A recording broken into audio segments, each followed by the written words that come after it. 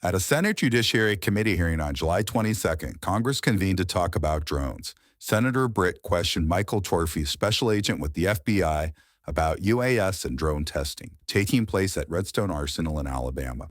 Redstone Arsenal is an important military location for drone operations in the United States. I've certainly enjoyed my time at Redstone Arsenal with you and Director Patel. Appreciate the briefing and certainly hope that I encourage all of my colleagues to kind of go down and see firsthand the incredible work that you're doing.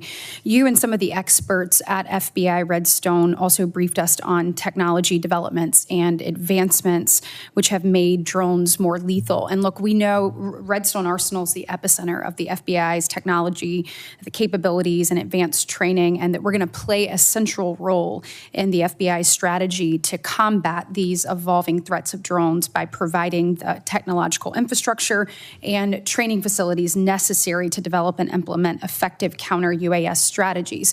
But what I want to know from you is how is the FBI keeping up with countering the technological advancements and increasing lethality of drones?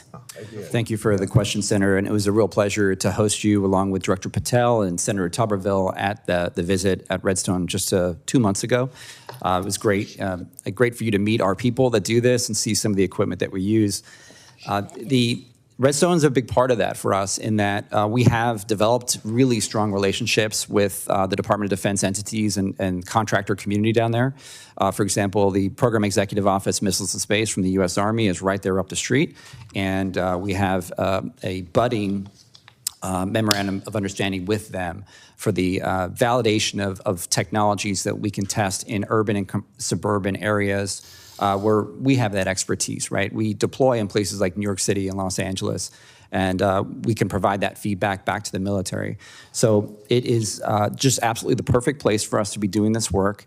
And with the investments that this Congress has made in those facilities and the Richard Shelby Center for Innovation and Advanced Technology, I've been able to see that facility grow in my 3.5 years living there.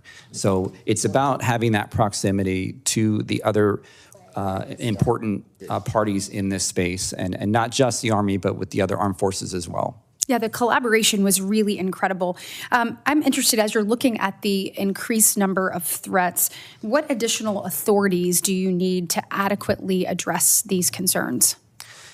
As stated in our written remarks, I think that the most important one that would deliver the most bang for the buck would be opening up the detection capabilities to all state, local, tribal, territorial, law enforcement, correctional institutions as well.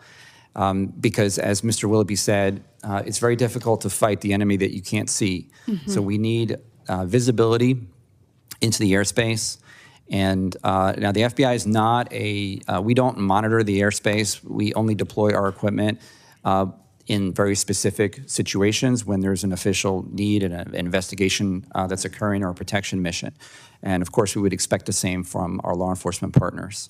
So that is the most important thing. And of course, in the written record, we've laid out all of the important pieces. For more clips like this, stay tuned to Congress Clips. And thanks for watching.